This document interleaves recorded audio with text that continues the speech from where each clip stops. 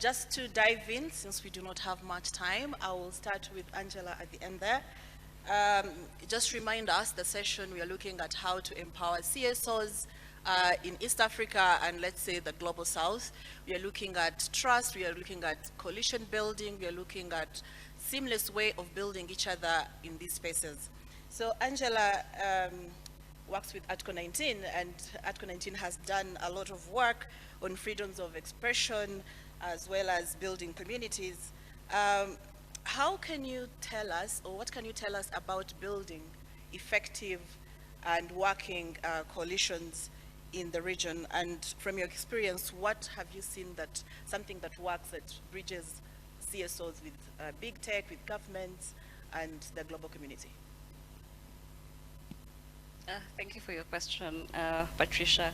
So I can just introduce Article 19 within 1 minute because I know it's very obvious for us, but for the benefit of everyone in the room, Article 19 works to ensure that we all speak and access information freely. We get our name from Article 19 of the Universal Declaration of Human Rights, which speaks on the right to freedom of expression. We have been coordinating several coalitions since last year, one being the Africa Internet Rights Alliance and the other being the Kenya National Coalition on freedom of expression and content moderation. Aside from that, we are part of various alliances such as the Access to Data Alliance and the Africa Declaration on the Principles of the Internet. So our work is both as members and also as coordinators, which gives us a very interesting perspective on where the continent is headed regarding digital rights. There's definitely an improved capacity, I would say, in terms of engaging internet governance in various levels beyond the internet governance forums. We've seen members give submissions during the Global Digital Compact process. We've seen members and Article 19 itself give submissions to national authorities. We did this with the Competition Authority of Kenya. We've done this for the Computer Misuse and Cybercrimes Act. We've done this in the DRC under their 5G consultations by their Communications Authority. So we see that beyond just the IGF forums, members are talking about digital rights in various levels, which is really encouraging. It's also interesting to see how Africa and countries like Kenya are positioning themselves in the digitalization conversations. We're no longer seeing member states just going to global events to talk about standards and talk about human rights from a very Eurocentric perspective. We're seeing more member states take action. Kenya has their national AI strategy. Kenya also has an AI standards draft for practitioners. So this, in my opinion, is that the digital rights ecosystem in Africa is really growing. It's being strengthened by an active CSO space, but also active governments that are trying to also scale up their capacities regarding digitalization. Maybe Patricia, I might just want to say that it's not just a capacity issue for CSOs alone. I think I know that's how the topic is framed, but the capacity challenges exist even with donors. It exists even with governments. So building capacity is not something we're going to stop and say we have built our capacities, we know these issues. No. Also, additionally, you see that emerging technologies keep changing. We keep learning new things. What is AI? What is robotics? What are these new emerging technologies? And so the conversation around training ourselves, around training or capacitating governments making these decisions is a continuing conversation that might not end anytime soon. Thank you, Angela. So there we have it. We have to look at keeping the communication channels open and also look at building resilience among the CSOs. To Muthuri from Mozilla Foundation, just rope in that way of how do we work with the big tech? How do CSOs, sort of look into how they work and how we can collaborate?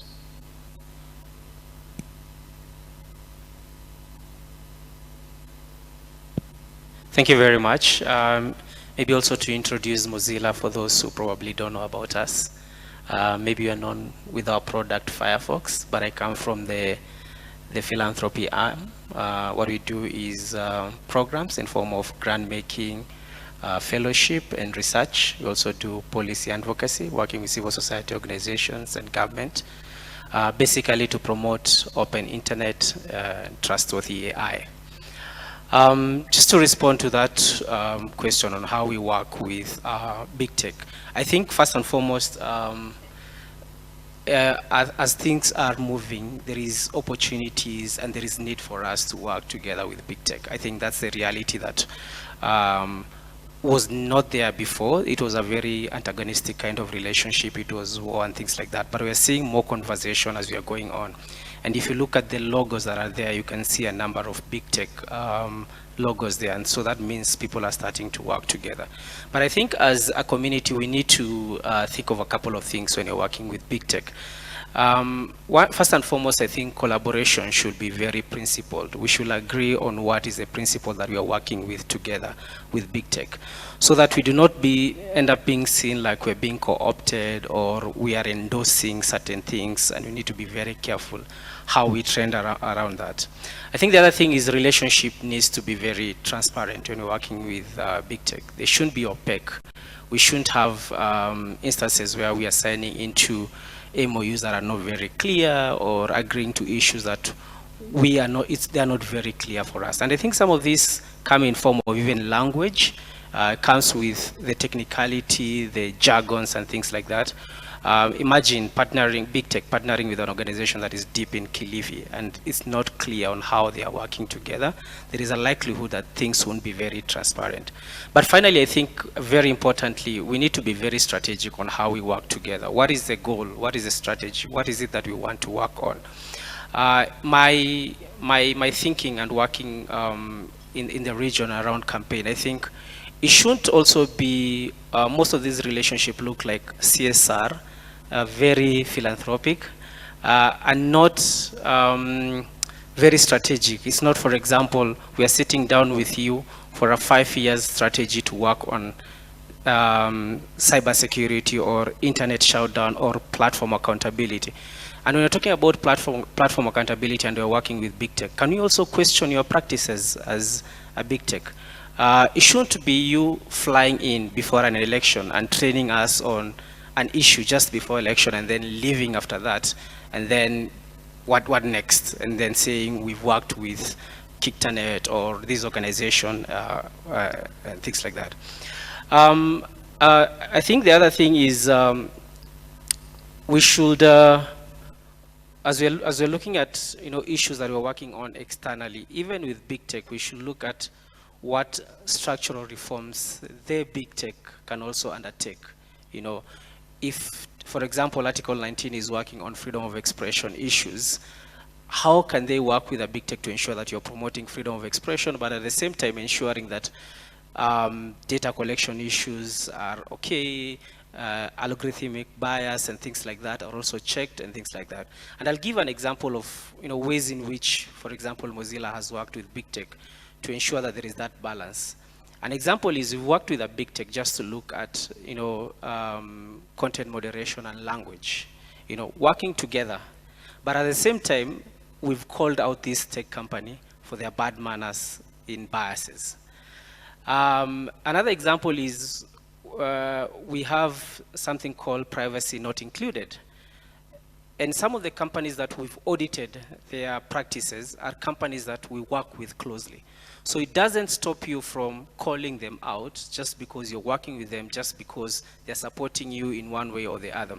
And it can be difficult, when I'm talking about this and we have a lot of funding cuts, there's no money in the space, and then Muthuri is telling you, don't work with this big tech company, and he's not giving you money. So I think we need to find a balance between the two. It's not like don't, but then how much do we stretch? Don't lose our focus. The eye should be at the goal.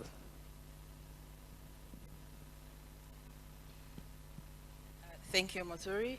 So yes, it is a two-way traffic. We need to work together, but also with mutual interest and respect. Moving on to June Okal from ICANN. Given the work that ICANN does across the globe, globally, let's talk about funding models. Currently, we are faced with a whole avalanche of donors, pulling out, interests changing and all that. What can you tell the CSOs and members in the room on how to address this and approach better models of funding? Thank you. Thanks. So I wear two hats, first as an African internet user and typically just as an African, and then as ICANN. So let me start with the ICANN side of things. As I said, ICANN stands for the Internet Corporation for Assigned Names and Numbers, and we operate on a multi-stakeholder model. So different stakeholder groups, including civil society, technical community, academia, businesses, private sector, governments, different organizations pull together and they form part of the community at ICANN. So we have different representations there. Particularly for the civil society, we like to say that their home, or like they like to say their home, is at large, which is one of the organizations within the ICANN ecosystem. So there's a lot of at large structures that at a grassroots level, so in the different countries, in the different cities. I know some are represented here, including KICTANet, Internet Society, Uganda, Rudy International, and in DRC, and so on and so forth. So they all pull together and then they form part of AFRALO, which is the African Regional at-large organization, and that is where most of the conversations are had, particularly pertaining to the African region and African internet users at ICANN when it comes to discussing multi-stakeholder conversations. So with regards to the models and funding, I think a key big one is sustainability. How are you keeping your organization sustainable? And I know that's a concern that has constantly come up over and over again. And it's really good to see the acts that are being taken and the different steps that are being taken up. On ICANN's side, what we do on our end is we have dedicated resources in terms of human resources within the ICANN organization that's dedicated to supporting civil society organizations. We have a dedicated resource particularly for civil society engagement within the global stakeholder engagement team, and that's the main point of contact. But within the different regions at the ground level in every region where we support, we are part of the African team, and I'm here with my colleague Bobo Ching and Keith Andere. We support the African region together with colleagues that are in the Western Africa bit. So on the ground, there's representation, there's people on the ground to talk to and reach out to internally within the org, but then we also provide different platforms and venues. One is the fellowship program, where we offer support, travel support, but also capacity support in terms of technical support and understanding of the ecosystem to civil society organizations, but users at large to understand what the ICANN ecosystem is and how you can meaningfully engage and participate. Not just showing up at meetings, looking nice, going shopping, and then coming back to your countries, but actually being at the table and having meaningful conversations. So the fellowship program is one, and I know we have a number of ICANN fellows in the room. The other option is the Next Gen program, where we get younger demographics, so university students from the region where an ICANN meeting is happening that year, that they can get capacitated, but also come on site and see what an ICANN meeting looks like and how they can contribute and raise their issues. We also have a program around empowered leadership, so trying to get community leaders from different regions and different spheres to understand the ecosystem, but also take leadership within the different supporting organizations and advisory committees at ICANN. And we've seen an increase. We're currently working on our 5-year plan for the African region. And we have clearly seen an increase in terms of the leaders that we have from the region participating at ICANN levels and at leadership levels. Maybe also to add, we have different programs that run at different times. For example, we just wrapped up what we call the ICANN Grant Program, which was a program that was offering financial support to different organizations working on different missions and operations that are aligned to ICANN's mission. So there's different options around that and different programs and platforms, and we are more than happy to have a conversation around that. Wearing my African hat, I've worked for several international organizations, and I do understand the pain that exists with civil society organizations, particularly when it comes to the funding models. as you said rightly, geopolitically, a lot has shifted. We are seeing a lot of disruptions, and I think we really need to think creatively and identify how are we going to adjust to the different geopolitical situation. I've seen a lot of CSOs around the world come up with very innovative processes. I think KICTANet is a good example. With the School of Internet Governance in Kenya, initially that was free and was very heavily reliant on sponsors and donors, but they've now shifted to it being a revenue-based model. I think the most important thing is as long as you can show the value that you bring to an organization, but also to the population at large, people are willing and able to plug in and support. So I think being very creative and innovative in terms of identifying where the pain points are, but offering value as a solution, I think goes a long way in terms of helping with sustainability for the different civil society organizations, not only in Africa, but across the world as well. Thank you, June, for that very elaborate explanation on how to engage with ICANN and make use of the different categories of funding that you have currently. Moving to Florence from KICTANet, evidently KICTANet is doing amazing work in Nairobi and in Kenya as a country, as well as at the regional level. Let's bring this back to Kenya. What lessons can we learn, or what can you tell us, what you're doing and how we can also learn from you when it comes to engaging government and other stakeholders? Thank you. Okay, thank you, Patricia. So first of all, let me just say how I'm incredibly proud to be part of an organization that has done so many good things when it comes to internet governance. So we have consistently convened the Kenya Internet Governance since it started 18 years ago. That's every year consistently. So that consistency, I think, is one of the first things everyone can learn from these organizations. So when we're doing this over and over again, we pick so many lessons, and that has translated in the growth that we see today. Because, you know, the other year and the year before that, first of all, we were using a very small venue that the numbers could not even compare to what it is now, even around the COVID-19, not the COVID, but the Mandamano. Yeah, because the other IGF, we had to cancel it because there was a Mandamano happening, and then we reconvened it. Yeah, the audience was severely affected. The Gen Z, you know, our thing, the thing we are famous for. So when we convened again, the audience was severely affected. We had a few hundred people, but the show had to go on. Fortunately, we also leveraged the ICTs, where there was a lot of virtual participation, where people could still contribute their views from, you know, from the comfort of their homes or wherever they felt safe.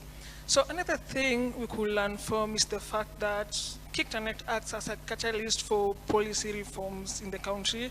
So when I say that, I mean that we've had representation in sectoral working groups. For example, in the Ministry of Information and the Digital Economy, we were very well represented in the sectoral working group for data governance and emerging technologies, where now we were involved in the agenda setting and formulating these policies straight from the civil society perspective, as well as when we submitted some of these memorandums, something that we do so often, and we don't do it in isolation actually. If you belong to the KICTANet mailing list, you'll find that there are some times where we say we are submitting a memorandum, can you please bring in our views, and then we submit them as a collective together with other stakeholders. So this memorandum said we've submitted one on cybersecurity, the one that's going for 2025 to 2029. And in 2019, we submitted one on Data Protection Act, where 80% of those recommendations have been adopted into Kenya's Data Protection Act. So yeah, we really have to be active because civil society can actually influence these policies. We have that power. So that's one thing I'm also proud about. So one last thing, is the fact that we do this inclusive planning and participation. Even this Africa Policy Summit, we did open calls. we said we have a call for topics, we have a call for workshops, we have a call for an opening for, if you want to attend this workshop, this side event, here is the concept note, does this interest you, just come, there's no charge. So this kind of open participation has resulted into many new voices with many new perspectives into these issues we are discussing. Yeah, so that's it for now. Thank you very much, and that is very interesting. And really, the word to take out from there is consistency. You have to really keep your feet on the ground and make sure that you keep on driving. To the last round of questions, back to Angela.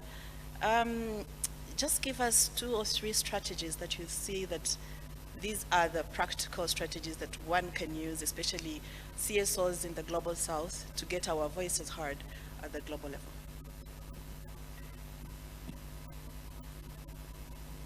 I'll just share what we are learning about engaging platforms moving forward. Echoing what Muthuri said is that we need to change the narrative around how we talk about some of these issues, content moderation, digital access, and I've been very much passionate about changing policies at the platform level. I still think that African CSOs are not doing enough to influence policies that shape how platforms operate. And that's why we have the CSR-like activities with platforms in the continent, because they're not expecting an ask that will need a change in policy. What we ask for are very general things. We ask for more moderators who speak our language. Guess what? You don't just need moderators who speak the language. You need moderators trained on human rights. You need the entire framework about content moderation to be human rights compliant in the first place. So going very macro about our wants, but granular on what it is exactly we want from them. And I feel like this model can be replicated with even how we engage with other standard setting bodies like the ITU, like ICANN, really going granular, trying to really see what are the actionable policy recommendations that we have. It also means that CSOs need to engage the communities they represent more.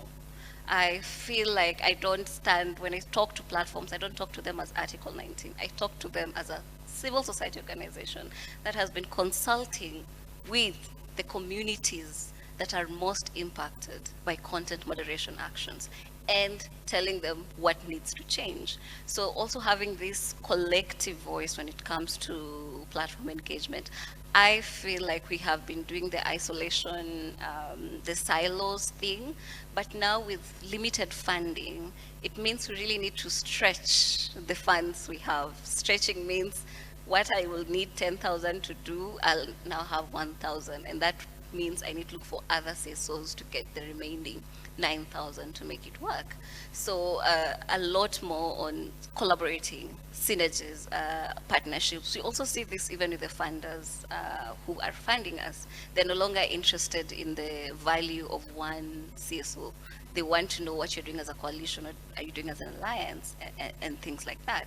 So those are the 2 things I'll say that needs to change, and I'm very passionate about changing platforms, policies. So if you want us to have a talk after this, please grab me at the corridor. Thank you. Right. Thank you. And next to Muthuri, you already told us about, you gave us a quick roadmap on how we can engage the big tech. But I would like to bring this conversation back to how we can scale our community-led campaigns on issues like AI transparency as well as data governance. So as a campaigner in the region, working with communities, I think we are not that badly off. I think we are trying in grounding tech norms into the realities, into the life, and into our stories, and I'll give examples. I think one of the things that for example, there's usually the ethical AI conversation. And I think one of the things that I've gotten into rooms in the region and people have pushed back is, what is ethical? Who defines what is ethical? Is it a global north? And I've had people in the region saying, hey, why not responsible AI? And I think that's a good start of things. Who decides what is ethical on the other side might not be what is ethical on this side. And I think having such conversation and pushing back and trying to ground the tech norms into our reality, into our languages. And shout outs to Tanzanians in the house. Oh, they're doing a good job in, Akili Mnemba thing. Is it AI, how they're trying to even have tech-related policies in Swahili and things like that. And I think that should be the way to go. Of course, the African Union with trying to translate the document in Swahili as well is amazing. The other thing that I would say is, if we can start, talking to what Angela was talking about, co-designing, just building with, and I think it's a concept that I learned from the LGBTIQ movement, where they push back anything that is not built with them. Be like, nothing for us without us. And so rather than us waiting, and I think this is one thing, I've sat in several panels with Angela, I know some of the things she says. She's like, you cannot build everything, then you bring it to us. And one of the things that happens is often at times we fight after something has been designed and then deployed, and then we feel, no. I learned the other day that, the reason why some of us keep doing our spectacles like these is because they were not meant for our noses. Makes sense, right? It was meant for someone with a sharp nose. So we wait until we get the spectacles and we realize, actually, we need to push back. Why don't we get to the starting point? And there is a Ugandan who's now making spectacles for our noses. Ugandans in the house, you can go and check that out. How do we bring that? There is a company in Uganda that is building spectacles for our noses. How do we bring that into the conversation that we are having together today? Start building with us. The other thing that I would talk about is, starting to identify local talents, leadership, and it's amazing to have people on the panel here who are with ICANN and the rest of this big organization representing us. But also, how do we push for our agenda when we get to those spaces? It's amazing that we've localized things like the Global Digital Compact, the fact that now we have the African Digital Compact, the fact that we also have programs that are tailor-made for the region. An example is at Mozilla, we had the whole Africa Mradi program that was tailor-made just for Africa with an African grant, program officers from the region, fellowship programs for talent here in the region and things like that.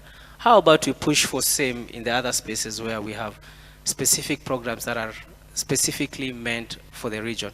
And the good thing about the Africa Mradi, as an example, it was not just for the foundation bit, not just for giving grant.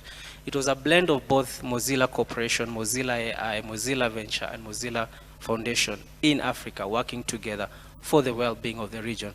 So thinking about local talent and building that in different ways, the fellowship, the positions, and things like that, will be something great. Finally, and very importantly, I think, talking about policy reform, because I think that is very important. There is the whole question of implementation, enforcement, and things like that. How do we have this conversation about policies with big tech or in those big spaces? Often at times it comes out as a 5-star kind of conversation, big space kind of conversation. Why don't we start thinking of this conversation from, the realities? As a campaigner, I say a policy paper is not enough, but a campaign grounded on a human story, either as a victim of hurt or victory, makes a lot of sense and push for things. And we had a campaign, I think, in Nigeria that was being led by fellows there, just talking about content moderation and its harms, and they centered the human story in it, and it makes a lot of sense. Look at the case that is here in court in Kenya, where someone is talking about the father dying because of doxing, because content moderation was not done properly. It centers a victim, and that's a campaign that can move policy change and things like that. So let's not just sit in these spaces that we are lucky to and just talk about policies from a global north point of view without grounding them in our lived realities, in our languages, and in our struggles and wins. Yeah. Thank you very much, Muthuri. Moving on to June from ICANN. We all know that trust building is very important when it comes to collective advocacy. How do you advise CSOs in the room and those plugged on online how to overcome fragmentation. And we've seen this coming up, especially with now less funding. People are, going back into silos with little money. So how do you suggest we go over this? Thanks, Patricia. Before I answer, may I throw a spanner in the works in terms of terminology? Global North, Global South, global minority, global majority. I'm sure you've had these conversations severally. We are the majority, and yeah, there's a lot of conversations around the terms. But in terms of trust, I think I'll just pick up and build on what both Angela and Muthuri have said. It starts from the ground up, right? It's grassroots representation. Like Angela said, when you're engaging, you're not engaging for yourself or as an individual or an organization. In that room, you're engaging on behalf of the people you represent who've entrusted you with that support and with that work. So that's the first thing. It's coming from a community-based level where you're engaging meaningfully on behalf of a certain group set of people.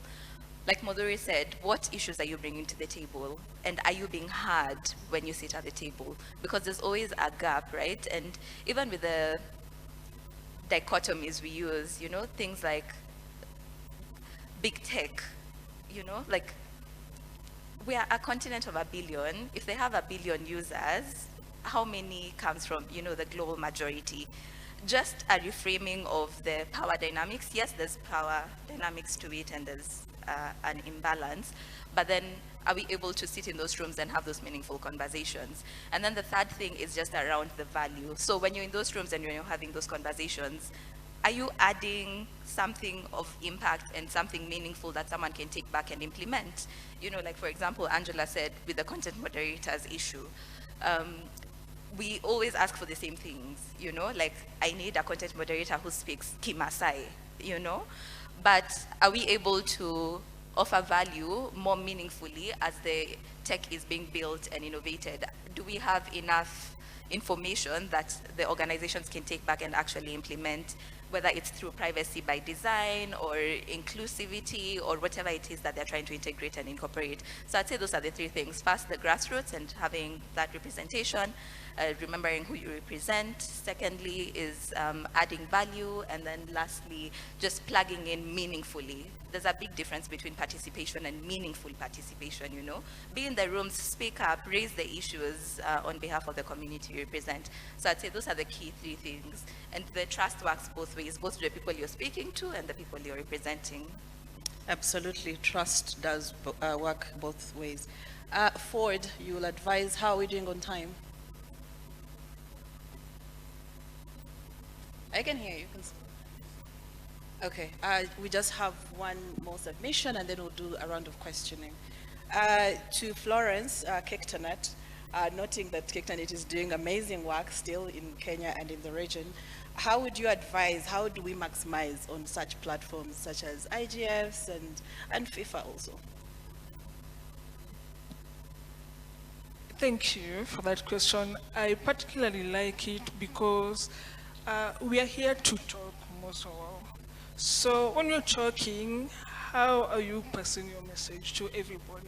So I think that the way you frame what you do as an organization, as an academia, whoever you are, how are you passing that message along? So speaking from the perspective of civil society organization, I've seen a lot of backlash on social media because sometimes we get so lost in our shorthand that we talk in developmentese.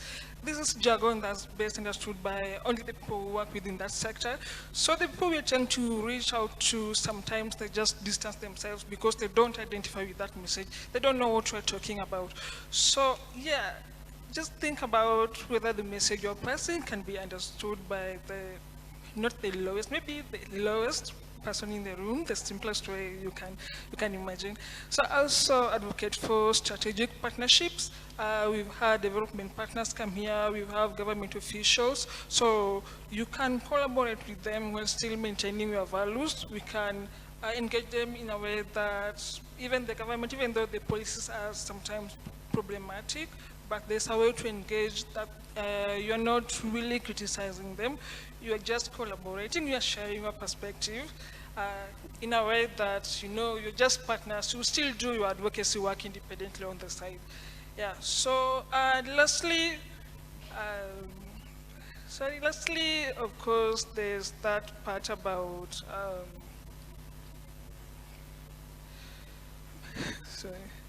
there's that avenue where we showcase our success stories. I've been telling you how we've been convening this forum for 18 years. So what else have you been doing? We are very interested in hearing what you've done, what's next for you, what you are planning, what's in the pipeline. So just share your success stories with anybody we meet. You never know. So that's another way of maximizing your impact when you go to these global forums. Yeah, thank you very much. And indeed, sharing success stories goes a very long way in instilling trust and also fostering partnerships. Now, do we have questions from the audience?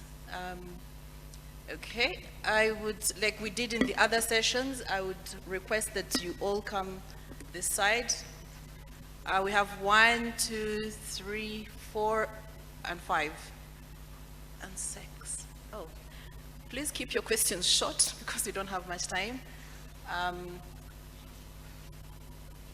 And try to tie your questions to a person that you want that person to answer them. Good morning.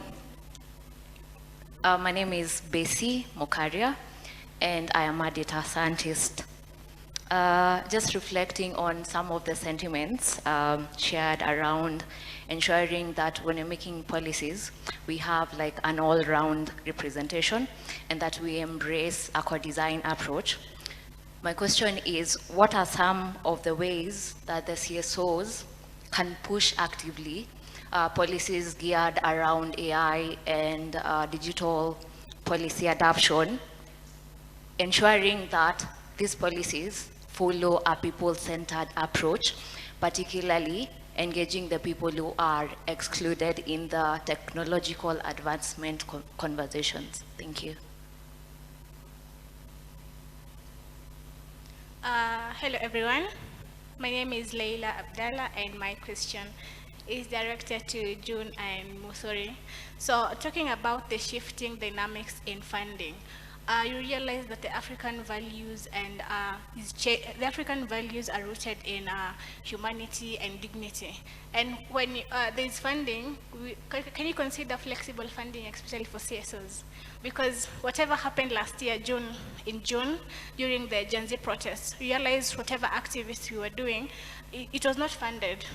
So there is need to be that flexible funding that allows for dynamic shifts in how we do the work in digital advocacy. Thank you.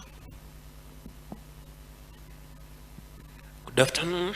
My name is Arnold Gekonge, and first of all, I'm very proud of the panel on stage because it's very youthful and very informed on the various topics that you're tackling. Yes, and very no. Well, I'd like to ask this question to Angela and Article 19 because you are based on a universal policy framework, and I believe this is where most of your work is focused upon. In Kenya, you realize that we have challenges implementing policies or legal frameworks in our context, even the Bill of Rights in the Constitution itself. How can we effectively ensure that these global frameworks, such as the Universal Declaration of Human Rights and the one that has been mentioned by Muthuri, the Global Digital Compact, and you also mentioned the Africa Digital Compact, very important frameworks, and even the SDGs.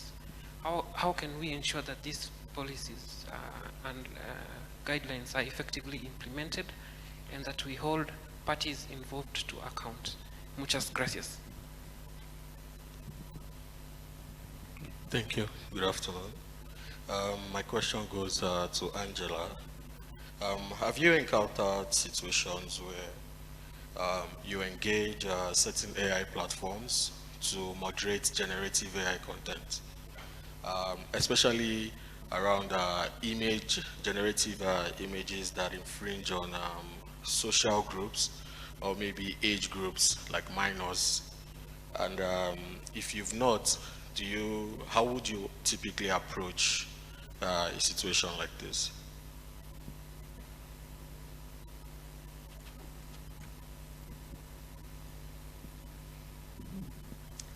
Good afternoon, everyone. My name is Sheila Kakoza with the Internet Society Uganda chapter. Now, my question is an open question to all of you because it's quite general. It's about cross-border cooperation between the CSOs. We've been talking about collaboration a lot. Even the previous panel emphasized it. And we've noted that as a region, we have similar problems when it comes to, digital governance and internet governance. So what are we doing? I mean, why can't we have a joint collaboration? Why don't we work together as a bloc, as a region, to solve these issues? We've been told that we have digital silos everywhere, like in the national, as Uganda, as Kenya, as Rwanda. Why don't we work together to solve them? And why don't we lay a foundation for something collective to solve these issues? Thank you. Hello, good afternoon.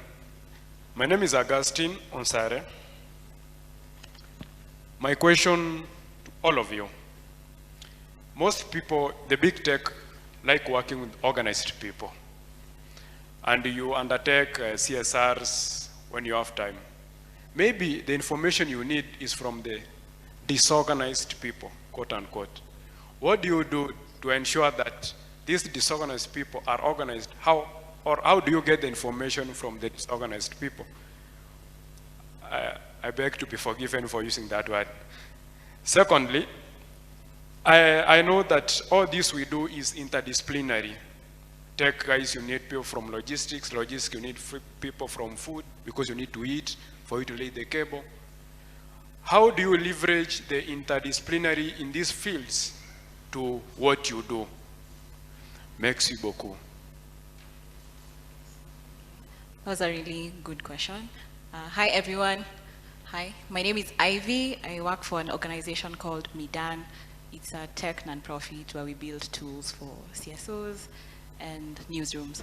So my question, first of all, a comment to KICTANet. I feel like this panel was really fun and cool. It could have gone band for band with the earlier one, yeah? Thank you very much. Because there are some interesting ideas that I feel like I would have loved to see them go band for band, if you know what that means. So my question is very simple. I'll leave it maybe open-ended to either one of you. It would be because of how there's a lot of funding that is being withdrawn, we're seeing a lot of big funders pulling out of the larger world. And we know that we have smaller intermediaries who play a role in trickling down the funds from the smaller world to the larger world. So what do you guys see as these intermediaries evolving into? Yeah, that's all. Thank you. Thank you for the panel. The panel is so youthful, as someone said, and I'm very happy every time I see young people on the stage. My name is Conrad Kea. I run Digital Acumen Labs in the Western Kenya that empowers young people with digital skills. And I work with so many CSOs, including CBOs, community-based organizations. And my question is that most funding, we've seen that, especially organizations that are presented in the panel, work with organizations that are national organizations. And most of the time they overlook the community-based organizations. So I wanted to pose this question to you. What is the place of community-based organization, and are there strategies for the big tech working with local organizations that also drive change? My second question is about social enterprises, which are also creating change, while there are companies that belong to people, but they create change. What is also the place of social enterprises in terms of, because they also create change as well as doing business? Thank you. Mm-hmm. Thank you very much. I think, Daniel, you had a question? There's a mic there. And that will be our last question, and then our very able panelists will dive into the answering. Hi, thanks. And thank you for the kind consideration. My name is Daniel. I'm from Uganda. I used to be active in civil society, but now I'm in academia. I have a quick question about agenda setting. So there have been discursive shifts, especially from the powerful organizations, right? Like, we used to follow human rights, but the big tech flipped it to ethics. There's been lots of attention around content moderation and how much, you know, it propagates hate and harmful content, and how big tech has shifted it to trust and safety. So what's civil society's role in, you know, these discursive and symbolic constructions of meaning and value for things that we deeply care about, especially parts like East Africa? Thank you very much, Daniel. To the answering, we are starting from Angela. Okay, I have two questions that are directed to me, so I'll answer them, and then the panelists can pick the other questions. Okay, good. The first question was around implementation. I think every program officer will tell you that their biggest struggle is you work in a country with very beautiful policies, and the implementation is a problem. Mostly because sometimes you find that the implementation has a cost to it. So it needs to be factored into the budget. It needs maybe allocation for another additional person to be employed within the ministry to do that work and all that. What has worked for me, and it's not perfect, but what has worked for me is working with government agencies around implementation, doing follow-ups. You would be surprised, sometimes CSOs have more information on the policies than the government. Yes, it's true, it happens, and I'm also as shocked. But it's a lot of follow-up from the CSO side, a lot of hand-holding and carrying the agenda beyond. So understanding that we have the resolution, what next? We have the law, what next? So the what next question should always be at the back of the mind of CSOs. My other contribution to this is also holding not just platforms, but governments accountable, whatever levels. So we have the Universal Periodic Review. I think KICTANet did a workshop on this during the Africa Tech Policy Forum. And this is a very good tool to assess governments. So civil society organizations give shadow reports to what the state says. Of course, the state will say they're doing very well. They're always doing very well. Or if they're not doing very well, they don't have the money for it. It's always one of those two things. But civil society can give more information around this to paint a clearer picture about what's happening on the ground. And these mechanisms are not just at the UN level, we have them even at the African Commission, at the African human rights systems. So different African human rights treaties, protocols have mechanisms where you can hold governments accountable to their international obligations. The second question, generative AI, content moderation. I can talk about this the whole day, but I'm going to try and limit it as much as possible. So the way I've seen platforms deal with generative AI content is that it's either dealt with as AI-generated content on its own, and then they will still moderate the AI-generated content under its existing policies. What do I mean? For instance, you have an AI-generated video on child online abuse. Maybe it's mimicking a child being abused, something of that sort. So for it to be moderated, they'll first see, is this an AI-generated content? Yes. How do we deal with it? So some platforms will label it, this is an AI-generated content. Those of you who are on TikTok have seen the labels on AI-generated content. Other platforms will flag it and have more context to that video and say that this is an AI-generated content. So that's part of moderation, labeling. The second way it's going to be dealt with is now through the existing content moderation policies. So for instance, maybe TikTok and Facebook both have a policy that we're not going to allow online any videos, text that abuse a child, and so the video will be pulled down based on that policy. So it's dealt with both as a standalone AI-generated content, but also within existing content moderation policies that exist within the platforms. Are they perfect? No. As a person who works on freedom of expression, I can tell you that so many times, just labeling something as generated AI might make it seem like it's misinformation or things like that, when it's just a form of expression. You remember during the Gen Z protests, there was a lot of generated AI content, if you are keen. Should we remove them just because we have found out that they're AI-generated content? No, it can be labeled as AI-generated content and then let it be taken through the existing content moderation policies within the platform level. I'll end it at that. Thank you. I'll take a couple of the questions. So I think the one talking about how we can ensure people are actively involved in law and policy processes that are touching on tech and policy, tech and society stuff. So we did a research at Mozilla just to find out why is it that people are not involved in tech and society policies and laws processes, and compared that with the engagement with other policies, and we took the conservation policies and law in Southern Africa. And a couple of things came out. Is a lack of centering these issues to the people's reality. Is a jargon, it's where it's held, and it's who leads these conversations. Truth be told, most of these conversations around tech and society policies are not really people-driven. Of course, they matter to the people. We need our data to be safe. We need to ensure that AI transparency and there is no racial biases and things like that. But if you look at it clearly, the people who push the agenda are either big tech companies that want to operate in a certain region, and so certain laws and policies need to be passed. So some of the things that we probably need to do is start ensuring that people see sense in tech and society laws and policies. We need to go down to the ground and tell them, look, you need to be involved in this national AI strategy. Why?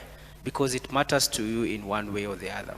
We need to break down concepts. What is AI transparency to the person who's down in Turkana? Do they understand what that is? How can we ensure that it makes sense to them that because of this and this, your data is being used, or there is this that you're facing as a person? We also need to wear a human rights lens to this conversation. I think most of the movements have been able to be successful because of having that human rights-based approach in their fights. So if you leave it as just a conversation or a war between, these smart people talking about great things, fighting against big tech, then it won't make sense to the people who are down in Kibera, or even the policy makers. You'll take this conversation to them and they will tell you, how will I get a vote for me if I push for this law? My people want to hear about food, road, and shelter.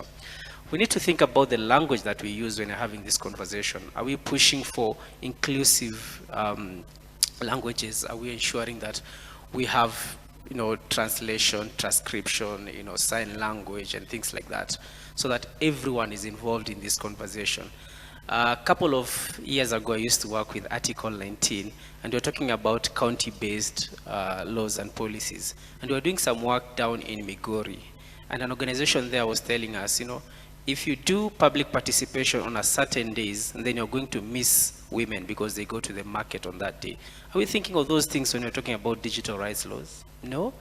We take them to five-star hotel, certain people who will come. I know Muthuri will be there, and June and the rest.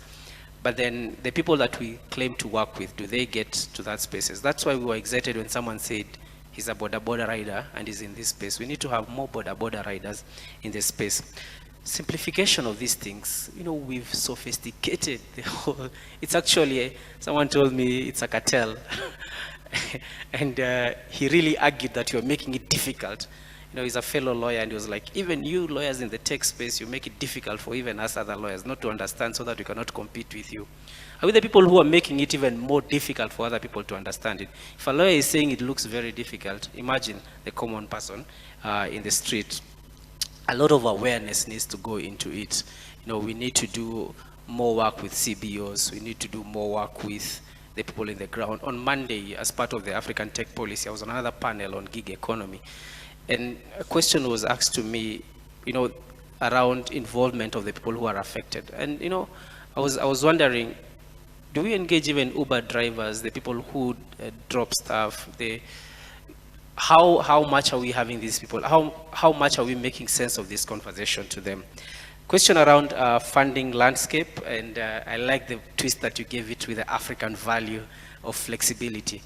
As Mozilla, we're very flexible with our funding, and we try to ensure that, we work with not just organizations very established. It can be CBOs, it can be individuals. We have some people that we give grants to do research or to do work around that. It can be enterprise. It doesn't have to be an NGO or something like that. But also to throw the same African value to you. Yeah, sorry, with the whole question about budget cut, I think we also need to think about the value of Ubuntu and coming together and fundraise together. If we continue competing for a grant when we can come together. So back to you with the African value and fundraising. I have to stop at that because of time.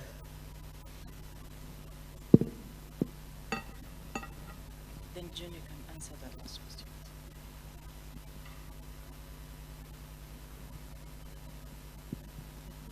So in the interest of time, I'll also keep it short. Thankfully, I speak very fast, so let's roll.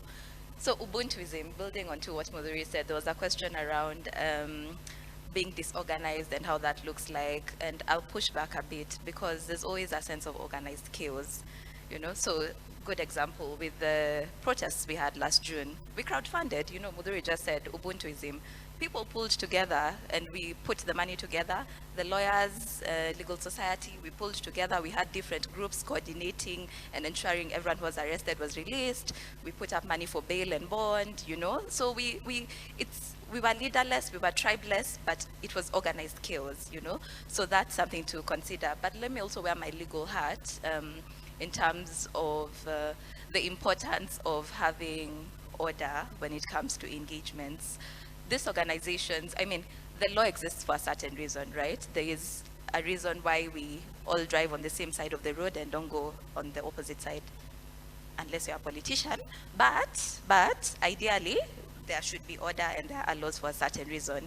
A lot of organizations will find it hard to fund unstructured or, organizations that don't have a legal structure. And the reason is just because of transparency and accountability. I like that Muthuri said they work with different organizations. That's fantastic and great to know, but for sure a lot of organizations will ask you for a framework, just for purposes of accountability and transparency. Because remember, this is not their personal money. It's not anyone's personal resources or finances. It's structured, they're mandated, and they're entrusted with it for a certain purpose and reason. I'll touch a bit on Conrad's question around social enterprises and the place that exists for that. I'll plug in a program that we're currently running, which Bob will speak about later on, called the New GTLD Next Round program, and the applicant support program specifically, which targets different organizations, including social enterprises, just focused on the socioeconomic impact that they could have. I'll let Bob answer that question when he presents later on. There's a question around working together and the opportunity to collaborate. ICANN is part of a group of organizations that have formed what is called the Coalition for Digital Africa, and we work collaboratively to ensure and address the problem around infrastructure and connectivity for Africans. One good example of us being able to pull together, because this also touched a bit on, as East Africans, we have similar problems, similar issues. Can we pull together and speak with one voice? We have been able to do that at the coalition. A good example is APNIG, which is the African Parliamentary Network on Internet Governance, that is represented in the room. They bring together different parliamentarians from across Africa, and when they come to the table, they speak as one on behalf of all Africans, because those are the problems and the challenges we have.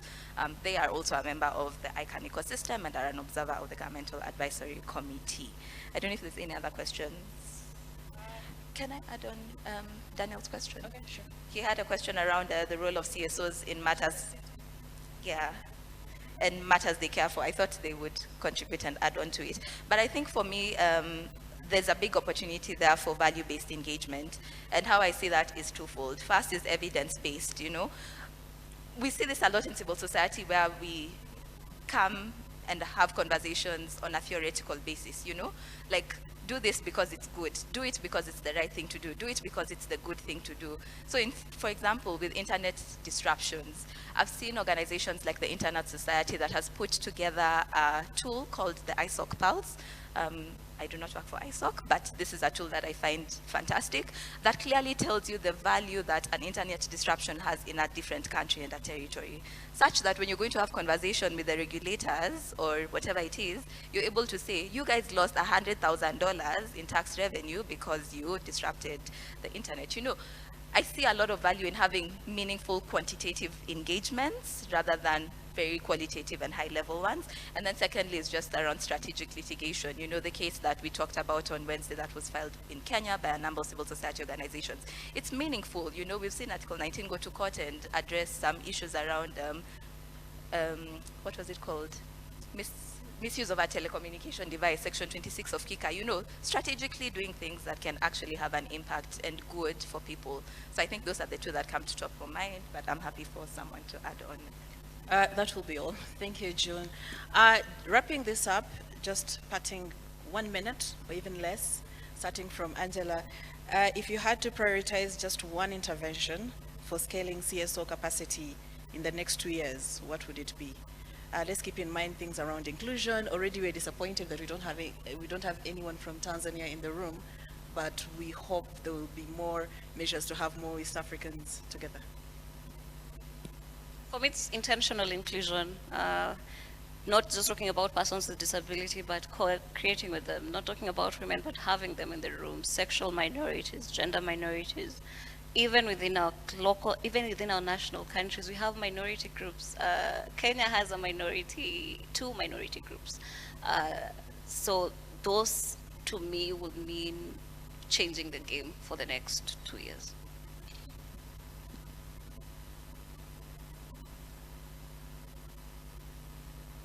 For me, because I was really touching on engagement with big tech, I would say my take home would be engagement without endorsement. Thank you. It doesn't have to be that short for everybody. Mine is, I will co-sign on strategic engagement and also sustained engagement, because we can still contribute to agenda setting, we can still come together to form coalitions, especially in the light of the geopolitics that are not necessarily leaning towards favoring the global majority, which means us. So we need to be organized, we need to form our own teams, just stand up for each other, and just, you know, educate each other on these national processes, international processes. Some of us have gone to these international technical processes, so we need to bring that down to the national level, to everybody else, so that they can, you know, build that capacity as well. Just to echo on collaboration, I think the key thing for me is being proactive but offering value. So value-based engagement. What solution are you solving for, and is there value to it? Thank you very much. There we have it. This is a close of our session. It's okay, you can clap for us. We've been a very wonderful audience and very engaging. Thank you very much.